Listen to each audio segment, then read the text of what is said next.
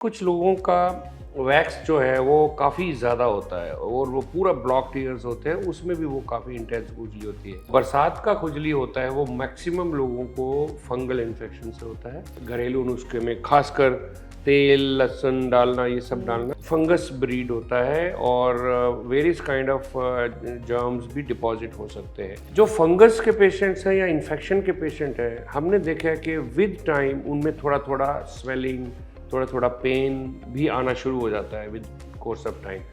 नमस्कार, सेहतनामा देख रहे सभी दर्शकों का स्वागत। सबसे पहले गुजारिश, सेहतनामा को सब्सक्राइब जरूर करिए अगर अभी तक सब्सक्राइब नहीं किया है। आज एक बार फिर ईएनटी सर्जन डॉक्टर रमन अब्रॉल जी हमारे साथ हैं, उनसे बात करते हैं। उनके कुछ वीडियोस हमारे चैनल में बहुत पसंद किए जा रहे हैं, बीपीवी, वर्टिगो पे और पोस्ट नेजल ड्रिप यानी गले में बलगम का रहना, इसका कारण और इलाज जिसमें उन्होंने बताया है। डिस्क्रिप्शन में उसका लिंक दिया हुआ है, आप देख सकते हैं। और आज हम उनसे बात करेंगे इची ईयर यानी कि कानों में खुजली होना। इसका क्या इलाज है। बहुत बहुत स्वागत सर। आपके वीडियोस बड़े हिट हैं हमारे चैनल पर, जी बहुत पसंद किए जा रहे हैं और बहुत सारे कमेंट्स हैं, बहुत सारे लोग सवाल पूछ रहे हैं। जी तो आज सबसे पहले वाले एपिसोड में बात इची ईयर यानी जी कि कानों में खुजली होना। सभी के कानों में खुजली होती जी है, रीजन क्या है और इलाज क्या है। देखिए, खुजली के दो तीन एस्पेक्ट्स हैं। एक तो एस्पेक्ट होता है जो सारा साल खुजली हो सकती है और वो कॉमनेस तो वैक्स होता है। काफ़ी पेशेंट्स में वैक्स, अगर कुछ लोगों के कान बहुत सेंसिटिव होते हैं, ज़रा सी वैक्स से भी उनको काफ़ी खुजली होती है। लेकिन कुछ लोगों का वैक्स जो है वो काफ़ी ज़्यादा होता है और वो पूरा ब्लॉक ईयर्स होते हैं, उसमें भी वो काफ़ी इंटेंस खुजली होती है। ये इर्रिस्पेक्टिव ऑफ वेदर है और किसी भी टाइम होती है।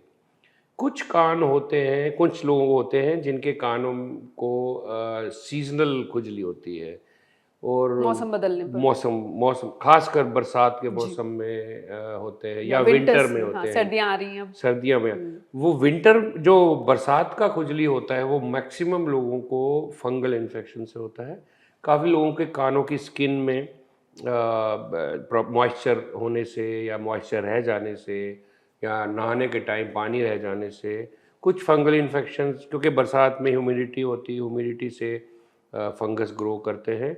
कुछ लोगों की स्किन ही फंगस की ग्रोथ के लिए बड़ी अप्रोप्रिएट होती है, खासकर डायबिटिक पेशेंट्स ये सब। सेंसिटिव होती है। यस। जी।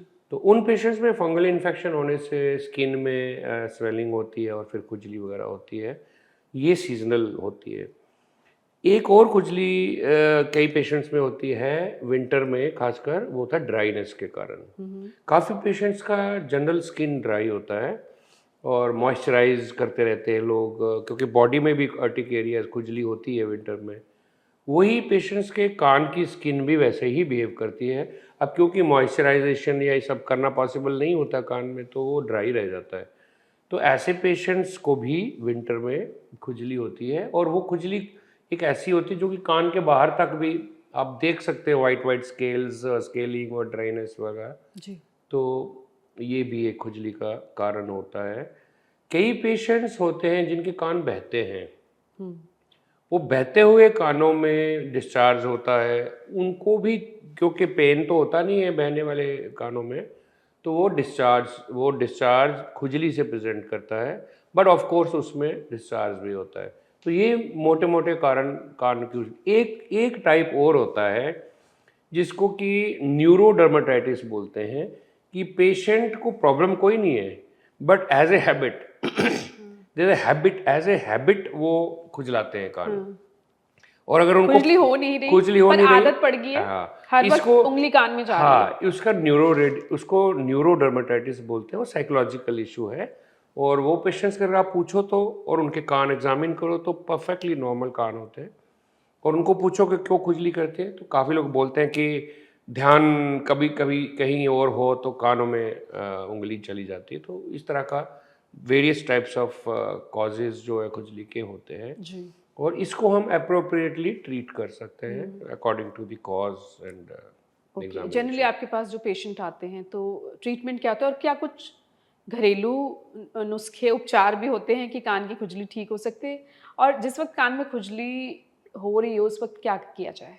देखिए, इसमें अब सिंस मैं अपनी हमारी एंशियंट और ट्रेडिशनल साइंस को डिवेलुएट नहीं करना चाहता, बट खासकर जो इन्फेक्टिव कॉजेज जैसे फंगल प्रॉब्लम्स हैं या इन्फेक्शन के कॉजेज हैं, उसमें मैं स्ट्रिक्टली मना करता हूँ पेशेंट्स को कि घरेलू नुस्खे में खासकर तेल लहसुन डालना, ये सब डालना। सरसों के तेल में लहसुन जी, जला के वो तेल डाला एडवाइस जाता है, ये कई मैं बार बच्चों के एडवाइस भी डालते हैं। हाँ, ये मैं एडवाइस हरगिज़ नहीं करना चाहता, इसके बिकॉज नुकसान भी बताइए। इससे फंगस ब्रीड होता है और वेरियस काइंड ऑफ जर्म्स भी डिपॉजिट हो सकते हैं, क्योंकि ऑयल ये बड़ा नरिशिंग एजेंट होता है फंगस वगैरह के लिए। तो काफ़ी पेशेंट्स को हमने देखा है कि they get deteriorated with all this. जो जो ड्राइनेस के कारण होता है, उन पेशेंट्स में यू कैन ट्राई मॉइस्चराइजिंग, जैसे हम लोशन भी लगाते हैं उस तरह के, वो घर में भी ऑयल वगैरह, कई लोगों को मैंने देखा है बादाम रोगन लगाते हैं कानों में, कुछ हद तक वो सब ठीक चल सकता सिर्फ है। लगाना है, डालना नहीं है डालना अंदर, नहीं है, सिर्फ हाँ। टच करना है जो इसको हम स्किन से, जैसे हम यस अपने क्रीम लगाते जी, हैं। जो हम एडवाइस करते हैं, अगर आप सपोज आपको एक्सेस नहीं है मेडिकल केयर या ड्रॉप्स या किसी चीज़ की, तो आप ईयरबड पे ड्रॉप्स डाल के whatever oil you want to use, जो भी, और वो उससे आप स्किन को जस्ट लाइन कर दीजिए, कान की स्किन को, rather than putting drops, because drop जो है एक बार अंदर गए वो निकलते नहीं है, then they become a source of infection. तो एक थिन लेयर स्मीयर कर दो अगर आप स्किन पे, तो that gives a equal response to their problem. But I still say that medical drops rather under the care of doctor is a better choice in all this cases. तो आपको आपको doctor कब, किस हालात में, कितना कान में खुजली हो कि आपको डॉक्टर के पास जाना पड़े? एज ए इंडियन पेशेंट अगर मैं बात करूं, तो इंडियन पेशेंट्स बहुत जल्दी नहीं जाते जाते नहीं डॉक्टर के डॉक्टर के पास। पास। अगर आपकी खुजली कंसिस्टेंट है, परसिस्टेंट है, होती रहती है, ऑब्वियसली आपको लगेगा कि नहीं यार अब दिखाना चाहिए, तो डॉक्टर को तो दिखाना ही चाहिए। अगर परसिस्टेंट खुजली है लगातार हो रही है। लगातार, अब जो फंगस के पेशेंट्स हैं या इन्फेक्शन के पेशेंट हैं, हमने देखा है कि विद टाइम उनमें थोड़ा थोड़ा स्वेलिंग, थोड़ा थोड़ा पेन भी आना शुरू हो जाता है विद कोर्स ऑफ टाइम। खासकर जो लोग स्क्रैच करते रहते हैं, उसमें स्किन में इन्फेक्शन भी हो जाता है और स्वेलिंग भी हो जाती है, कई बार कान बंद भी हो जाते हैं। ऑब्वियसली फिर वो डॉक्टर के पास जाएंगे ही, बट हम हमेशा यही कहते हैं कि अगर आपके कान में मॉइस्चर है या खुजली है और आपकी अर्ज टू स्क्रैच बहुत सीवियर हो गई है, तो डॉक्टर एक को बार मिलना आपको जरूरी है। ईएनटी डॉक्टर के वो पास। घर में बैठ के या घरेलू नुस्खों से नहीं ठीक हो सकता। अच्छा, कई बार छोटे बच्चे होते हैं जो बेबीज हैं, एक 0 से 1 साल, 1 साल तक के बच्चे, अगर इन्फेंट्स हैं, वो बार बार कान की तरफ हाथ ले जाते हैं, बोल तो सकते नहीं हैं, तो घर में कई बार ये दादी नानी होती है, वो देख के कहती है कि इसके कान में दर्द हो रहा है, तो क्या ऐसा होता है कि उनके कान में कुछ खुजली हो रही है? या इन्फेंट्स जो होते हैं, क्योंकि वो एक्सप्रेस नहीं कर पाते, तो इनडायरेक्ट साइन सिम्टम्स ही होते हैं। अगर बच्चे को पेन हो रहा है, तो वो सिर्फ कान में हाथ नहीं मारेगा और रोएगा भी। ये तो एक बड़ा सिंपल सा फैक्ट है, क्योंकि बच्चा पेन से रोता है। तो अगर बच्चा रो नहीं रहा, सिर्फ कान में हाथ मार रहा है बार बार, तो मोस्ट लाइकली उसको खुजली या इरिटेशन हो रहा है, उससे वो कर रहा है। ऐसे में क्या करना चाहिए? ऐसे में बस बात तो फिर वही आती है कि थोड़ा सा दादी ऑयल। माँ के नुस्खे ना ही करे तो बेटर है, बट उसको आप क्लीन करने की कोशिश कर सकते हैं। ईयर जो जो छोटे पीडियाट्रिक ईयरबड्स होती हैं, उससे कोशिश करिए थोड़ा साफ करने की, या बाहर ईयर बाहर ड्रॉप्स। से, अंदर की तरफ हाँ, तो अंदर करना ही नहीं, नहीं, आपने कहा है या वो बहुत फिर डेंजरस होता है। जी, या फिर आप कोई आपके पास ईयर ड्रॉप्स पड़े हों एंटी फंगल या कोई एंटीसेप्टिक, तो वो आप डाल सकती हैं। लेकिन आई ऑलवेज सजेस्ट कि बहुत छोटे बच्चों में रिस्क नहीं लेना खुद चाहिए, एक्सपेरिमेंट ना बिकॉज करें। Canal skin is very delicate. The drum is also, drum जो ईयर ड्रम हो वो भी बहुत दूर नहीं होता, पास ही होता है, इंजरी भी हो सकती है। तो इतने छोटे बच्चे को तो डॉक्टर को दिखाना बनता है, क्योंकि इंजरी जो हो जाए तो वो फिर आगे प्रॉब्लम कर सकती है। और ईयरबड्स, आपने अब हमारे पहले वीडियो में बताया कि ईयरबड्स तो बिल्कुल भी नहीं, अंदर तक डालना नहीं है। नहीं, ईयरबड्स में देखो, ईयरबड्स में भी एक कॉन्सेप्ट है कि सिर्फ वैक्स के पेशेंट्स में हम बोलते हैं कि ईयरबड्स डालेंगे तो वैक्स फर्दर पुश हो जाएगा। लेकिन जिनके कान नॉर्मली साफ रहते हैं उनमें अगर आप ड्रॉप या कुछ किसी किस्म की ऑइंटमेंट लगाना चाहें तो ईयरबड तो लगाना पड़ेगा। ओके। और जिनके कान वैसे ही बिल्कुल साफ हैं उनमें तो आप जब नहाते हैं तो इट इज़ एडवाइजेबल कि आप ईयरबड से ड्राई मॉपिंग कर लीजिए, कान को साफ कर लीजिए, Okay. पानी कान का निकाल लीजिए। इस तरह के केसेस में ईयरबड तो एडवाइजेबल है। Right. बट अगर आप 2 महीने में 3 महीने में एक बार ईयरबड यूज़ करना चाहें वो थोड़ा सा प्रॉब्लम हो सकता है, बिकॉज यू डोंट नो कि उसमें ईयर वैक्स है और वो आप फर्दर पुश नहीं कर रहे। राइट। तीसरी चीज़, फंगल के जो पेशेंट्स होते हैं उनकी स्किन काफ़ी डेलिकेट हो जाती है बिकॉज वो इन्फ्लेम्ड होती है।